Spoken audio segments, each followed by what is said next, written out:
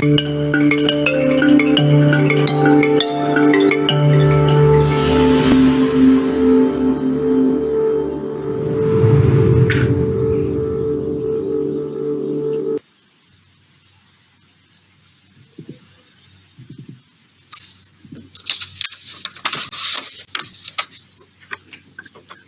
welcome everybody. Good morning, good afternoon, good evening, wherever you may be. I'm very pleased to welcome you to this event today on development banks as actors for change towards gender equality.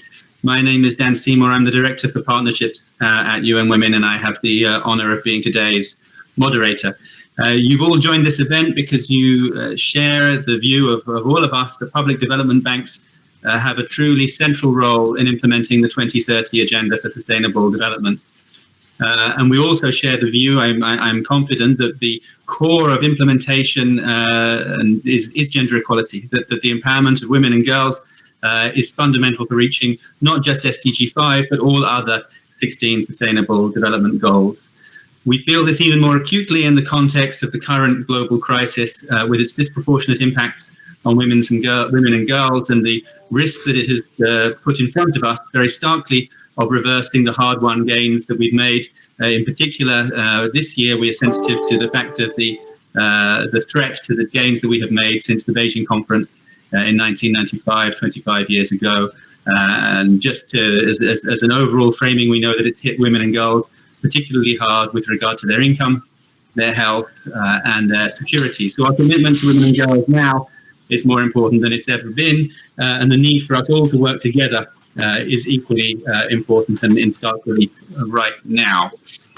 We, as UN Women, work with many partners, governments, private sector, civil society, to make sure that the response to the current crisis, whether it's economic stimulus programs or the plans of work of private sector actors, are responsive to these considerations of gender equality. For example, working with ILO on rapid gender impact assessments on employment, estimating public investment needs in the health and care sectors, and supporting design of gender-responsive economic stimulus packages, exploring innovative finance instruments, gender bonds, gender markers, and so on.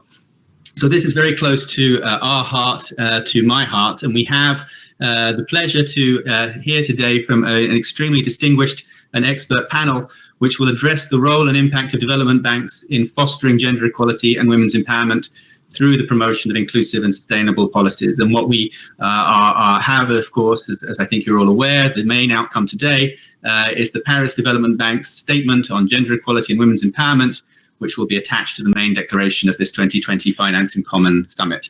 Let me just quickly then introduce our panelists. They have long and distinguished bios which are available to you online, but in the interests of time, I will be brief. Seblewongel Negussie is the Gender and Social Specialist of the Green Climate Fund. Meral Murathan is the Executive Vice President, Industrial Development Bank of Turkey, that's TSKB. Vanessa Moungar is the Director of Gender, Women and Civil Society of the African Development Bank Group. And Anne-Marie Levesque is the Head of Gender and Impact at FinDev Canada. Before we go to them, we have a couple of pre-recorded interventions from two other panelists. One is Delphine O, the Ambassador and Secretary General of the Generation Equality Forum 2020. This is a landmark event that many of us are heavily invested in and involved in this year, and framing for all our discussions on gender equality at this point in time. And also Rémi Rieu, the Chief Executive Officer of the Agence Française de Développement, AfD. So I hand over to them for their videos. Hello everyone, I am Delphine O, the Ambassador of the French Ministry for Foreign Affairs and Secretary General of the Generation Equality Forum. I am delighted to introduce this side event alongside with UN Women and the French Development Agency on the contribution of development banks to the financing of gender equality and women's empowerment. On the occasion of the Finance in Common Summit, we're sending out a historical call to development banks to accelerate progress on gender equality and in the achievement of the Sustainable Development Goals, especially the SDG number 5 for gender equality. The COVID-19 crisis has laid bare the excessive vulnerability of women who are disproportionately impacted by the economic and social consequences of the pandemic. It has also proved how fragile is progress in the realm of gender equality, how quickly our gains are rolled back by the crisis. Women are at the forefront of the crisis, and yet they still do not participate in most decision-making processes, and they are still not enough at the core of our policy and funding to tackle the crisis. In this context, we need new partnerships and innovative financing to tackle growing gender inequalities. Major efforts have been made to improve women's and girls' rights, and surely development banks have played an important part in these achievements. But we need to do more. Thanks to the Financing Common Summit, we're able to gather a first group of highly motivated banks, deeply committed to furthering and deepening their internal and external commitments to gender equality. This step is just a first step. We invite all banks, multilateral, regional or national, to join this call. We will be meeting next year in 2021 at the Generation Equality Forum, the largest, most important multi-stakeholder international gathering for women's rights since the Beijing Declaration in 1995. We will be welcoming development banks, making concrete commitments to advance gender equality. Thank you very much, and see you next year in Paris in June 2021. I am thrilled to welcome each and every one of you at this Finance in Common high-level event. By bringing together public development banks from around the world, this meeting provides a unique opportunity to highlight the transformative power of these institutions on gender equality. Many PDBs have already decided to integrate gender across their operations and measure their gender equality-related impacts. Now it is time to go one decisive step further. This is why we are kicking off today a movement to rally all public development banks willing to empower women and foster gender equality. The first step of this movement will start with a declaration of intent, the Paris Development Bank's statement on gender equality. We are very grateful to the PDBs that have already expressed strong interest in joining the fight for equality. Today, the signatories of this statement commit to achieving 4 key goals in line with Agenda 2030. The first goal is to strengthen accountability for gender equality.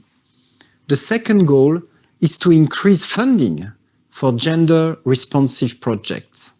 The third goal is to incorporate gender-related challenges into our climate and biodiversity commitments. And the fourth goal is to open up a dialogue with gender equality advocates, especially within the civil society. For instance, the Agence Française de Développement, AfD, I'm heading, is moving forward as a feminist agency. AfD has created a fund to empower women by supporting civil society organizations, and it is fully committed to ensuring the success of the Generation Equality Forum. The outcomes of this work will be unveiled at the forum in 2021. I want to thank Ms. O, French Ambassador for Gender Equality, for her commitment to this work. Last but not least, I would also like to thank our panelists, Ms. Borou, Ms. Moungar, Ms. Levesque, Ms. Negussie, and of course, Mr. Seymour from UN Women, who will moderate today's debate. I am confident it will be so vibrant and compelling that many other public development banks will join this collective journey towards gender equality. Thank you for your attention. Well, thank you to both of those speakers. I believe we're going to, Monsieur Rioux was just talking about the signatories, and I believe we're about to put a slide up so everyone can see. We have a list of signatories. I'm just going to run through them so that we can, and we, of course, a number of our panelists represented there. We have ADFIMI, which is the Association of Development Finance Institutions in member countries of the Islamic Development Bank. Thank you to you. AECID, the Spanish Agency for International Development Cooperation. AfD, the French Development Agency, obviously. African Development Bank, which we have here with us today and we'll be hearing from soon. ALIDD, which is the Latin American Association of Development Financing Institutions. Bancoldex SA from Colombia, thank you. BDMG, the Development Bank of Minas Gerais from Brazil. BICE, the Investment and Foreign Trade Bank of Argentina. CABEI, the Central American Bank for Economic Integration. The CDC Group, which is the Commonwealth Development Cooperation from my country, the UK. Good to see you there. DBSA, the Development Bank of Southern Africa. DEG, the German Investment and Development Company. EIB, the European Investment Bank. FinDev Canada, who we have represented on our panel, we'll hear from soon. FinFund, obviously from Finland. HBOR, the Croatian Bank for Reconstruction and Development. JICA, the Japan International Cooperation Agency. IFAD, the International Fund for Agricultural Development. IFU, the Industrialization Fund for Developing Countries of Denmark. KfW, the Credit Institute for Reconstruction of Germany. Proparco, France. PTSMI, that's the Sarana Multi-Infrastructure, Indonesia. Swedfund from Sweden. TSKB, which is the Industrial Development Bank of Turkey, who we are very happy to have with us and we will hear from in a moment. And VBRF, that's the State Development Corporation of Russia. My apologies for any mispronunciations as I tried to go through that list. So, as Mr. Hu said, that's a good start, but we're not content with just that list, and we very much hope that maybe some of you listening will be inspired today to add your name, your organization's name, to that very distinguished list of PDBs that have made this commitment. So let me turn now to the panel in the interests of our time, and I will be very summary, and I will also ask panelists, please, to keep your answers to 2 to 3 minutes. And I will start with Meral from TSKB. Great to see you here. Now, as the chair of this event and as coordinator of the Gender Working Group on Gender Equality of the IDFC, which is leading the club to a joint statement on gender equality, led the club in October 2019, could you please just briefly explain to us the priorities of IDFC on gender equality? Of course, thank you very much. It's actually a great honor to be here to discuss this very important topic to us and to most of the parties, I suppose, the 5th SDG. Today, when we see the general structure, gender equality is considered to be a key catalyst for sustainable development, economic growth, and fighting against poverty all across the world. On the other hand, unfortunately, while we are in the decade of action, we should note that the 5th SDG is among the least recognized ones. So additionally, we have been observing women have been disproportionately impacted by the COVID-19 pandemic.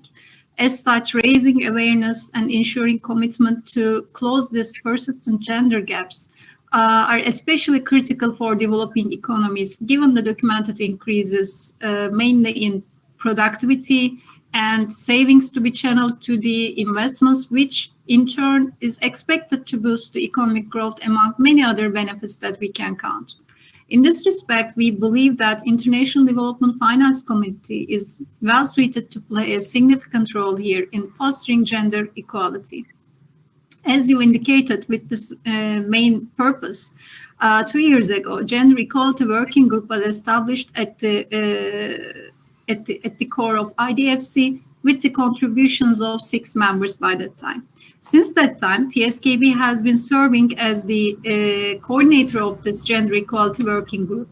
And we can note that our actively working members today has now reached 10 members, and we are glad to share this. And we also thank to their efforts for long period of time of thinking with us. we would like to summarize what has been done since then, since the establishment of the working group. First of all, 2 years ago, again, we applied a questionnaire to the volunteered members of the club to identify each other's best gender-friendly practices within our own institutions, as well as regarding our external relations with other related parties, mainly external parties. As a result of this study, we obtained two main conclusions: the importance of mainstreaming the gender practices of internal gender-sensitive strategy, and of course, using our financial and non-financial resources to create an external impact that we will be measuring afterwards. Both results would, I suppose you will agree with us, involve our capacity building and awareness raising activities on gender equality and equity. The year after, in 2019, we have created a joint statement on gender equality and gender equity to address the importance of crucial role of development banks in promoting the 5th SDG. This year, we have updated our roadmap in a way to focus a third-party study on gender-based practices of IDFC this time. And by this means, we actually, in order to better analyze our approach, we put a strategic target on our roadmap with our decision to work with a consultant. Namely, we've hired the consultant. Frankfurt School will be helping us in this study.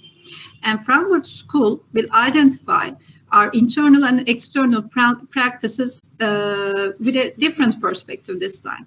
And the study is planned to be based on a scenario with the participation of 10 members of the IDFC club. And IDFC members, as IDFC members, on behalf of them we are today speaking of, through the study of the consultant Frankfurt School, we would like to identify and focus on the gaps in gender finance, basically, such as informal economy, male-dominated mobile banking, labor force restrictions, and climate change, last but not least, let me put it that way. So the study is aimed to provide us with, most importantly, concrete action plans, which will allow each bank to individually engage in further operations on gender equality while shaping a common ambitious roadmap inside IDFC membership and the club. So the results of the study will be presented during the Generation Equality Forum next year. That's the target, that's the plan. And we believe that this analysis will help us strengthening our implementation of both financial and non-financial resources. Thank you very much, Meral. And I think what I take listening to you is that if you're serious about this subject, you have to be very considered and intentional, and that sounds that's very much what you are describing. Let me turn next to Vanessa from AfDB. We know, I mean, you and women know because of our cooperation, which we value very much. AfDB has a very strong and long-standing commitment on gender equality, especially, of course, with regard to women's economic empowerment. So can you tell us a little bit more about what that actually means in practice and how it relates to the work that we're doing today, or the focus that we have today? Vanessa, over to you. Yes, thank you so much, Daniel, and it's a pleasure to be here today. As you mentioned, this agenda is extremely important to us, and we believe that as the African Development Bank, the development finance institution of the continent, we have a considerable role to play as partners for our socio-economic development in a continent that dramatically needs accelerated transformation. So we believe in this agenda not only because it's the right thing to do, but because it's the smart thing to do economically for more inclusive, more resilient societies. We know that gender inequality is costing sub-Saharan Africa alone over $100 million a year. And this happens whereas we know that advancing gender equality and empowering women actually helps to reduce poverty and support inclusive growth. Women represent roughly half of our populations on the continent, so it's a big missed opportunity for them not to fully participate. They're the engines of our economies. We have the highest percentage of women entrepreneurs in the world, with 1 in 4 women actually starting a business. They account for over 70% of informal trade. So that's a huge asset to bank upon. We also know from research that when women earn a revenue, they reinvest 90% in the education, nutrition, and health of their family. So that's the biggest return of development dollars, return on investment that you can get out there. So we know that if we can ensure equal access to resources, women can fully deploy their powers and unleash their competence, creativity, reliability to fully contribute to the growth of our society as well as the recovery efforts post-COVID-19. We keep talking about building back better, and so we need to look at what that means in practice. The way the African Development Bank is doing it is really focused on two avenues. Number one, ensuring that we mainstream gender considerations into everything we do. Over the years, we've increased our investment into our operations, specifically towards gender outcomes, but we've also built our internal capacity, invested in knowledge, just to ensure that every dollar we invest across projects, whether it's in infrastructure, energy, education, or agriculture, women's needs are specifically taken into account so we can have higher impact. This is all supported by work on data and knowledge to enable policy dialogue that is evidence-backed. So we can demonstrate that ensuring women empowerment and gender equality actually yields higher GDP for countries and more resilient societies. We're also looking at specifically targeted initiatives. And our biggest one is the Affirmative Finance Action for Women in Africa, which we developed in collaboration with other African stakeholders, namely the African Union, the African Guarantee Fund, but also international partners, UN Women, our sister MDBs, with the support of the international community, like the Netherlands and the G7. And the idea there is to have specific targeted impacts on the issue of women's access to finance, as we know that unlocking that potential will have multiple collateral benefits. And through AFAWA, we'll be not only providing specific financial vehicles to tackle the fact that women are perceived as riskier on the market, but we'll be also supporting the financial institutions with sex-segregated data, assistance to develop specific programs and products to respond to that specific segment, also working with women to build their capacity. So many of them have amazing businesses thriving in the informal sector mostly, but not necessarily the business and financial acumen to respond to a commercial bank's specific needs and requirements. So we'll work with them through civil society organizations on that. And finally, last but not least, work with governments and regulators to ensure that we foster an enabling environment where women can thrive. That means working on issues like land rights, but generally more economic rights that enable full participation, as we are convinced that Africa cannot really deploy its full potential without specifically targeting its women. Great, thank you very much, Vanessa. I think you make a crucial point.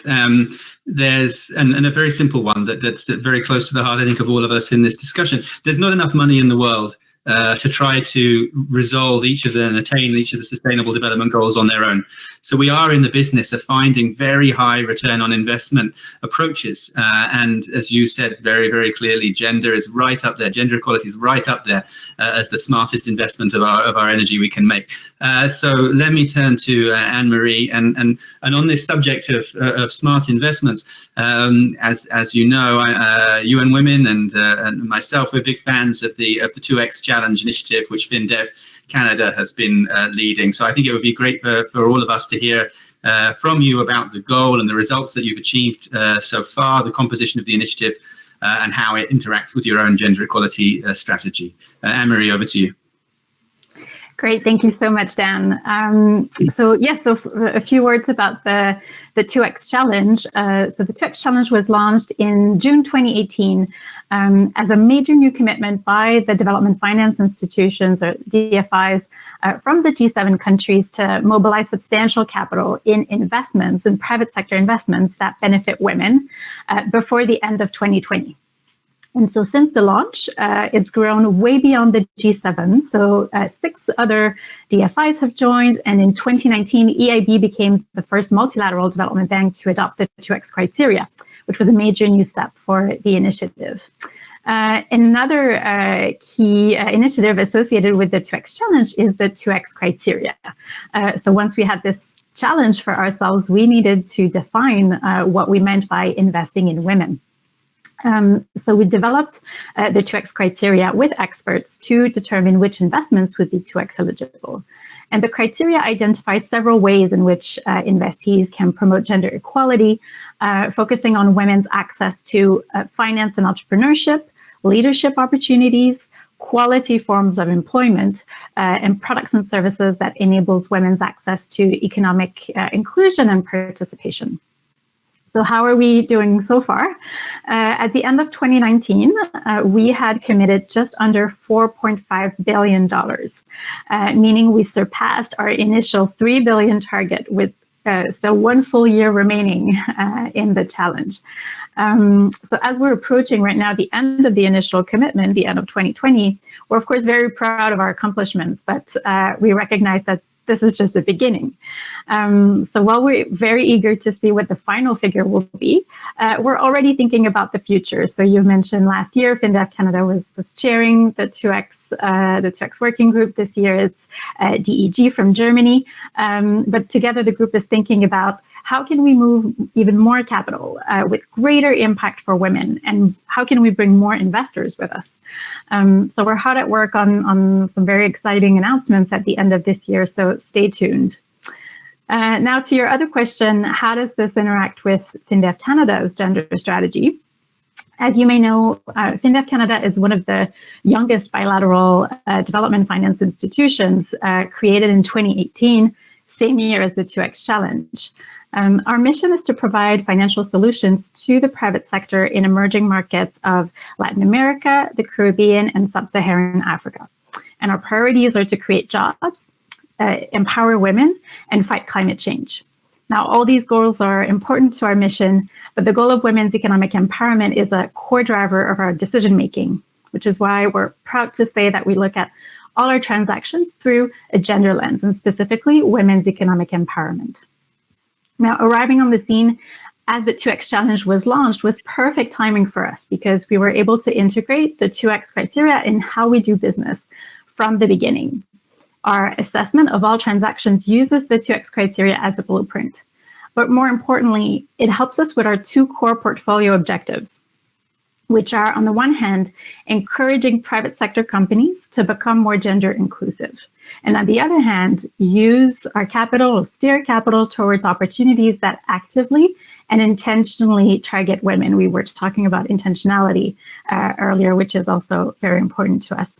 And in both cases, we can use the 2X criteria to either identify what good looks like, or use it as a guide, as a compass to identify opportunities to improve. So we can use it, it's useful for both beginners and experts. And a big part of our gender strategy is also to be an advocate for gender lens investing within our industry. We're younger and smaller than our peers, so it was obvious to us from the beginning that without partnerships, it would be very difficult to move the needle on our own. And at the same time, with the right partners, it's incredible what you can accomplish. And I think this has been the greatest success of the 2X Challenge so far. Investors coming together, speaking with one voice to say, hey, gender matters, and we will take this into account when we move our capital. And it's great because it's not a competition. 2X is not a competition when we talk about gender, about women's economic empowerment. We're all here to achieve the same thing. We want to change investing. So we need an industry-wide movement. And it's why it's so exciting to be in this virtual room today with a lot of public development banks. And so I hope this and the statement that came out today will inspire other development banks to join the movement. Thank you, Anne-Marie. I think you definitely have the contender for the quote of the day when you say, with the right partners, it's incredible what can be accomplished. The 2X Challenge Initiative, the fact that you're teasing us that there's more to come and we should stay tuned, we definitely will. Let me turn then to Seblewongel from the Green Climate Fund. Of course, when we're pushing for increasing funding for gender equality, it's not just about women's economic empowerment, it's also about mainstreaming gender into all areas of work. And among those other areas of work, of course, climate change, Meral mentioned it earlier, in connection. I mean, it's a very, very clear link, but not necessarily a link that everybody is fully appreciating and internalizing. The GCF has a very strong gender equality link. We're very happy in UN Women to work with you on some of that. In the Gender Action Plan and in funding of development banks. Can you tell us a bit about the requirements that you have and the methodology you use in your accreditation process and operations and what's done when you see non-compliance of your partners with the GCF benchmark? Over to you. Thank you very much, and thank you, colleagues, for your interventions. It's very inspiring to hear how passionate some of us are still, even though we've been working on this area for a long time. So the Green Climate Fund is established to support the efforts of developing countries to respond to the challenges of climate change. And our governing instruments, it gives us the mandate to access the GCF resources. The national, regional, and international implementing entities can do that, but they will have to be accredited by the board. And if we look at gender equality, again, the governing instruments gives us the mandate to enhance gender-sensitive approaches in our processes and operations. This then means that everything that we do at the fund will take a gender mainstreaming approach. If we take a further look at the accreditation, as part of the accreditation process, accredited entities, or those who aspire to be accredited, are expected to demonstrate that they have institutional capacities to undertake the overall management, implementation, and oversight of climate change projects and programs in line with the GCF's fiduciary standards, environmental and social safeguards, and gender policy. This means all entities, including, in this case, public development banks, that seek to be accredited will have to adhere to the requirements. And if they don't have the capacity, which is sometimes the case, there is a pool of money within the fund that is made available to those with challenges to be able to fulfill that accreditation requirements. So in effect, at the end of the day, everybody will be accredited, ensuring that they comply with the gender policy and the requirements of the accreditation. So they might have conditions, but they will have to fulfill conditions prior to coming with the funding proposal to be approved. So in effect, everyone that is accredited through the fund has a gender policy or has committed to having the companies in their capacities to come forward with a funding proposal that meets that requirement. Further, I mean, that is one part of the exercise, but further, the GCF will ensure that under the accreditation master agreements and funded activity agreements with the accredited entities, that the AE or the accredited entity will comply to the requirements of the updated policy. As you know, we have an updated policy which was recently endorsed by the board, and we have specific requirements on the gender assessments and action plans. And so they will have to fulfill those requirements. The policy and its requirements are to be implemented throughout the fund's engagement and activities across mitigation and adaptation through private and public sector alike. So no one will be accredited if they are not compliant. There are no distinctions, and all programs will be held to the same standards. And again, I would like to emphasize, and I think I like the fact that we have a pool of funds to allow capacities to be developed. And so accredited entities, before they get accredited, can apply for those funds to build their capacities to comply with the policy requirements. And once they have been accredited and still have difficulties in meeting the requirements afterwards, when they are trying to develop their funding proposals, can apply for financing to develop the required documents, which is the gender assessments and action plan. So while the accreditation process paves the way for addressing gender equality, the gender policy recognizes that the road to achieving gender equality and women's empowerment through climate finance requires certain things. One is that there is an understanding that gender relations, roles, and responsibilities have important influences on women's and men's access to and control over decisions, which I think is a major challenge, particularly for women. Access to assets and ownership of assets and resources, information and knowledge, and in many cases we see that access to information and knowledge about climate-related impacts are not available to most. And that the impact of climate change, I mean, we know gender inequality exists already, but as a result of climate change, the inequalities, the gender inequalities, even grow much more.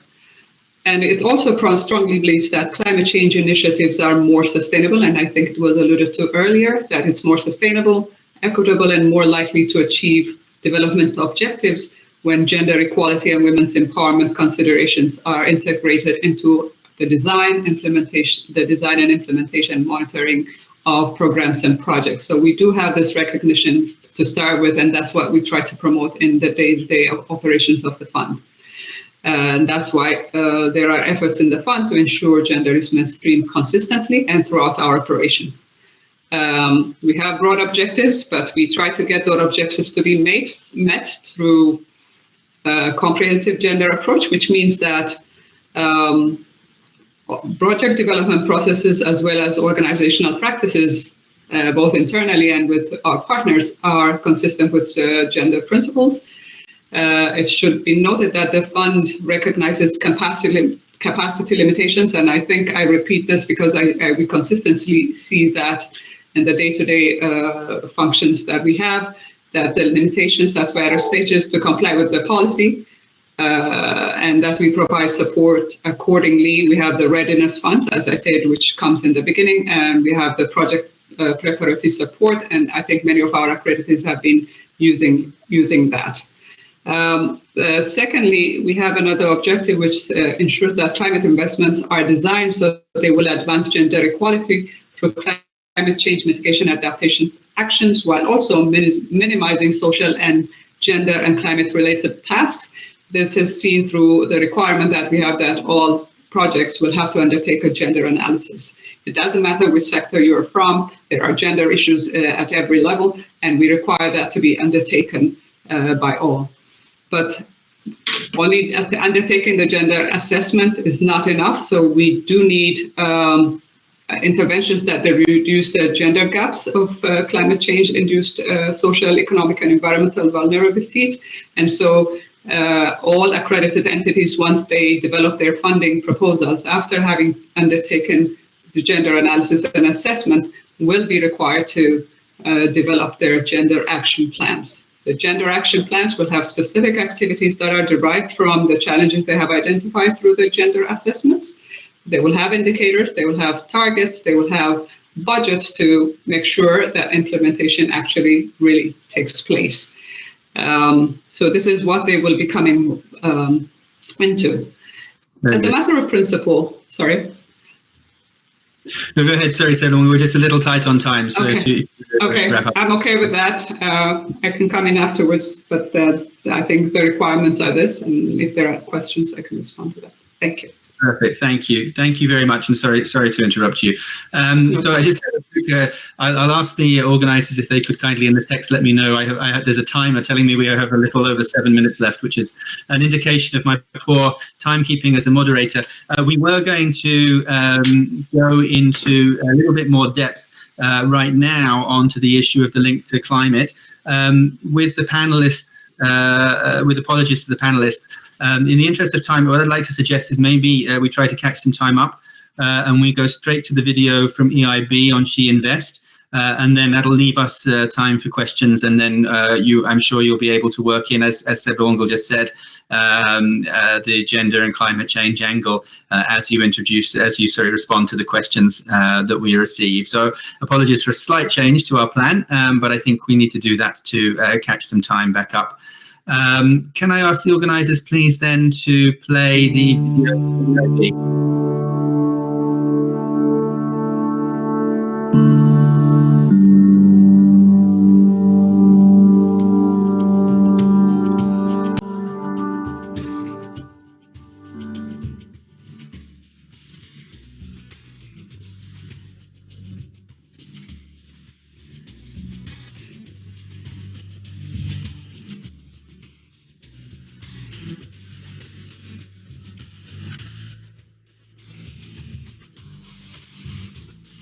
Imenisaidia kwa kulea familia yangu, imenisaidia tena kwa mahitaji yangu ya maisha, imekuwa ikinisaidia.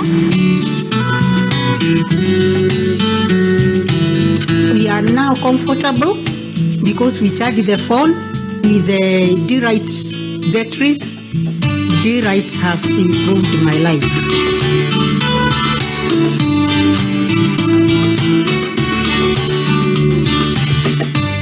If I empower a woman, the woman will inspire another woman, and that woman, like a chain, we grow up together.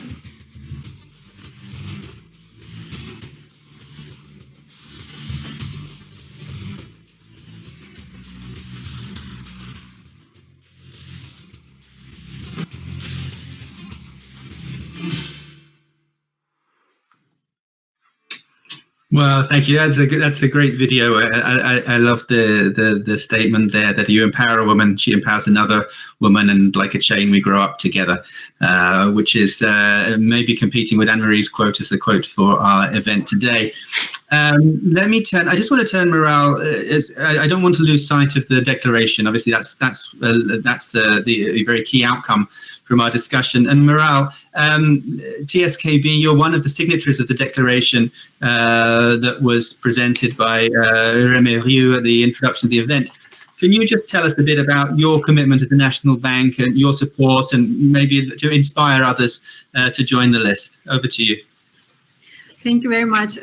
For the sake of time, I will try to refrain myself before going long. So gender equality and equal opportunity is a very key thing at my bank, at the TSKB, and in our organizational strategy. While our CEO is woman, and while we have 3 seats at the board level, represented by women again, we are a bit proud of. And women employees at the bank currently corresponds to approximately 54% of the total population of the bank. So we are always also very much dedicated to follow the international practices, and with the, try to get connected with international community to learn from each other and to increase our commitments. And as such, as a mission institution, we have become a signatory to the UN Women's Empowerment Principles 5 years ago.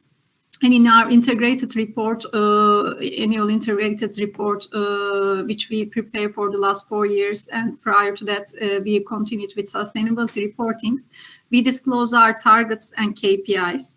And the outcome and the impact generated through our capitals and value generations, the results by gender is also represented.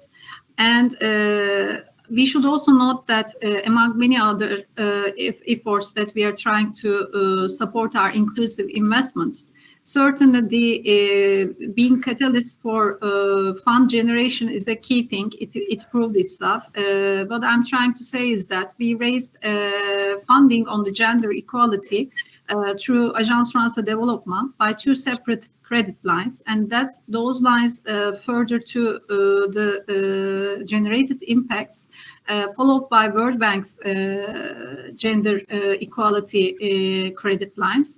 And that resulted in us increasing our impacts on gender. And in Agence France Development credit line, we developed a dedicated assessment tool, and this measures the impacts very clearly prior to the investments and after the investments. And it measures the aspects of gender equality through eliminating gender-based pay gaps, women's role in decision-making processes, work and life balance, women's access to non-traditional jobs, whether it's possible or not, or unfortunate sexual harassments at workplace. So that toolkit helps us in identification and impact measurement.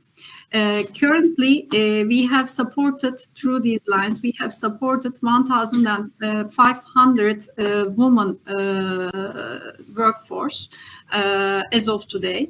And currently, 5% of our loan book is attributable to the 5th SDG. That also proves us that we have a long path to go, and we will hopefully, and not hopefully, but we are committed to move ahead with all the stakeholders. And maybe I could also note that at TSKB, us and our all subsidiaries obtained equal opportunities model certification, which has been developed by an NGO in Turkey, namely a Women Empowerment NGO. And we've obtained the technical assistance to do so from World Bank. So getting connected and learning from each other again proves itself with the dedicated results. And we are also collaborating with the respective initiatives to share our experiences in Turkey as a mission for a better world, I would like to say, through more women included in the workforce and mainly in decision-making processes. In very short, we are the president coordinator, let's say, of the Business World and Sustainable Development Association's Turkey branch. It mainly aims to focus on raising awareness among and on women's employment and gender equality among the members, and guiding them towards assessment and evaluation of their own performances. And at our bank, we have a sustainability committee and under which we have a working group specifically dedicated for gender equality. And this group allows us also to spread the mutual objectives of ours and brings about a more integrated approach as it comprises of various members from our banks, from different departments. So we are today excited because attached to the joint declaration, as Remy indicated at the very beginning in the video speech too, which will be one of the key deliverables of the summit, signatory development banks will make a concrete commitment to gender equality and empowerment. Gender declaration actually provides several priority access, certainly. But if we would like to state these, the first one is strengthening accountability for gender equality through development of gender equality action plans in the internal and external practices of the main institution. And secondly, increasing funding for gender equality actions. I guess our story also proves the effectiveness of this approach. And making it possible to set an ambitious and progressive objective based on a very shared methodology. And the integration of gender issues, thirdly, into our commitments in terms of climate and biodiversity too. And lastly, maybe, the strengthening of the dialogue with the actors involved in the fight, against gender inequality, and in particular with the civil society, again getting connected. And our expectation from the signatory development banks will ideally be moving forward for the next period to the Generation Equality Forum next year on the commitments of the declaration by presenting very concrete engagements towards funding of gender equality. And along with our mission of all participants today, our coordinated effort, which we believe will be demonstrating the full potential of us, and that will bring a long-term impact on our common mission. Thank you. Thank you. Thank you very much, Meral. And the organizers have, but just actually before I go on to that, really appreciate the detail, but also the information, which I hope will again encourage others to join in and follow the lead. So thank you. To the other three panelists, the organizers have helped with my blood pressure and told me we have a little bit longer, a little bit of latitude. We have some questions. The questions, what I want to do is invite you, maybe if I could ask you all to try to stick to 2 minutes in a final round. And maybe we'll go the opposite order we went before. So Seblewongel, then Anne-Marie, and then Vanessa, the dernier mot for you. And the questions that we have, actually, they fit together quite nicely. And so with apologies to those asking questions, I'm going to sort of put them together because I actually think there's a coherence there. And the question is, of course, right now, we're all very focused on COVID-19 response. So how are you ensuring in your institution's work that as you address COVID-19 and all of those impacts, that gender is at the heart of that? And as an angle on that, of course, for those governments that aren't in a position to have the fiscal space for stimulus measures, of course, there is a kind of austerity type consequence. And even those that have been able to afford stimulus, you can see potential for austerity measures down the road. And if there's anything that recent history has taught us, it's that austerity hits women and girls particularly hard. So in that overall picture of COVID, the anticipation of the broader economic environment that it's likely to engender, what does that mean for your institution as you're doing what you're doing now, but also as you're looking into the medium term and longer term? So if I can then, as I said, maybe Seblewongel, then Anne-Marie, and then Vanessa will end with you. And with apologies on the time, if you could stick to just the 2 minutes each. So Seblewongel, please. Yeah, thank you for that question. And again, I mean, our operation still continues in the same way in that the policy requirements will be there, but we do give recognition for the challenges that COVID poses. And we also note that in the COVID situation, we know that the incidence of violence against women, domestic violence, has increased. And as we go into receiving funding proposals and investment requests, we try to get to understand what is going on within the community. And we do understand also consultations or the stakeholder consultations that we require or that we give guidance on cannot be implemented to the latter, or it will depend on how countries deal with COVID. But there is increased recognition as we move forward that these realities exist and that measures to address them are explored or will be explored once implementation has started. I think we have some flexibilities within the implementation of our action plans and development of action plans, whereby entities can put forward the overall situation, but at the beginning of the implementation phase, they would still go back to consulting with the communities to understand the implications. Again, the emphasis here is on undertaking an assessment and analysis and not just jump into doing activities. So it is something that communities would like to have, is responding to their specific needs, the different circumstances that they find themselves in, and then the interventions then therefore will have to address those underlying causes as well as the emerging challenges that COVID poses to them. Thank you. Excellent. Thank you. Thank you very much. Can I go to Anne-Marie next then? Yes.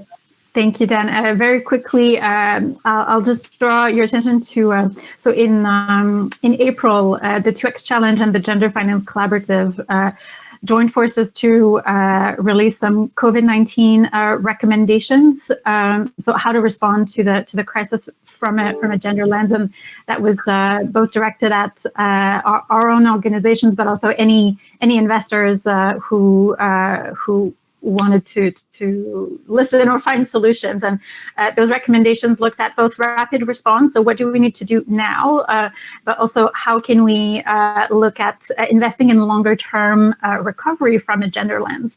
And in terms of the rapid response, providing liquidity or working capital to institutions and intermediaries that incorporated a gender lens was very top of mind. And for FinDev Canada, for example, we are the financial sector is one of the only 3 sectors that we're in, so that was a natural focus for us. And this has meant that we supported financial institutions that targeted the MSME segment, which are the backbone of a lot of the economies we work in, and increasingly making sure to earmark a certain portion of that financing to women-owned and women-led businesses. Now, from a longer-term perspective, the recommendations call for investing in opportunities that increase resilience to future pandemics and other shocks from a gender equality perspective. And that can include sustainable infrastructure, of course, healthcare solution, personal protective equipment, suppliers and retailers of women-centric products and services, and women's access to finance and other economic empowerment tools, and also the care economy and care infrastructure. It remains a somewhat unexplored area for a lot of DFIs, but we do believe that the crisis has made care and the additional care burden that women that women carry or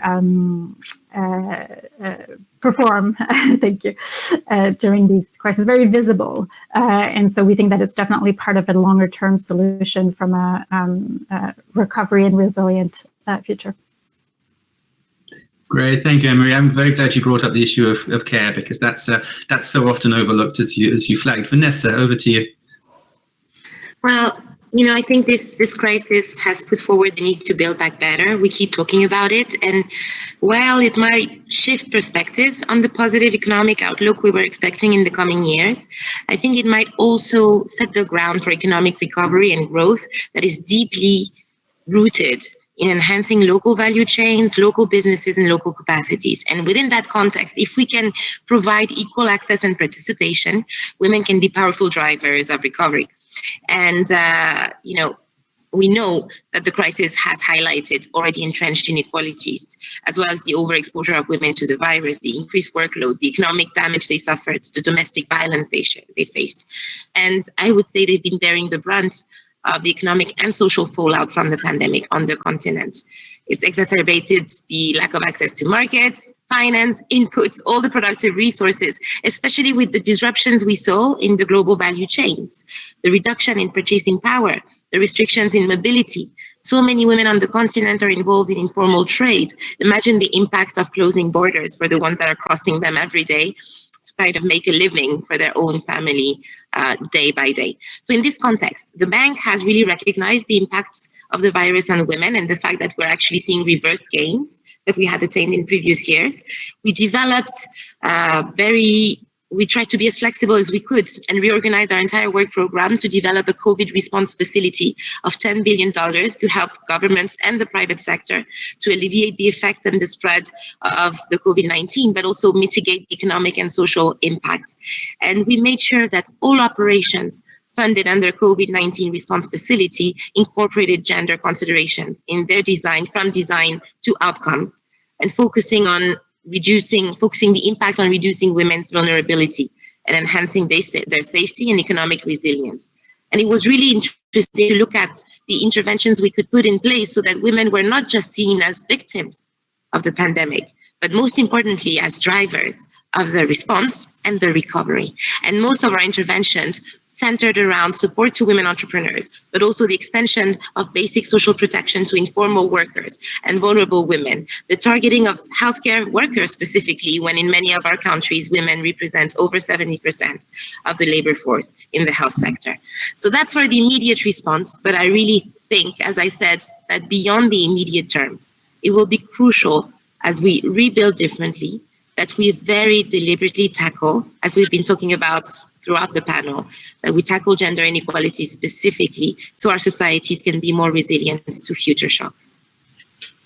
Thank you so much, Vanessa. So, colleagues, we are out of time. One of the advantages of my poor timekeeping is that I can blame the fact that I will simply not be able to summarize everything that was said in any kind of coherent way. It's very, very rich discussion, and so I won't attempt to. I will just thank very much the panelists, thank very much the organizers, and maybe just a parting thought. We have heard today about the centrality of women as drivers of the response to this situation that we are currently in, and the panelists, I think, did a great job of making this current. But we've also heard of the power of partnership in achieving that effective response, leveraging the potential of women as leaders and drivers of recovery. We've heard about how this issue is not just siloed in a discussion about gender, how it cuts across everything else we talk about. We've heard really, really concrete ways that institutions like yours can find ways to hardwire this commitment to gender equality into their work. And we've also heard about one very important step that you can take, which is to make the commitment and join the signatories that we have heard from today in our panel, and also that you saw on the list before. Again, with apologies for the timekeeping, but very great appreciation to everybody for both participating and listening. Thank you very much, and enjoy the rest of the meeting.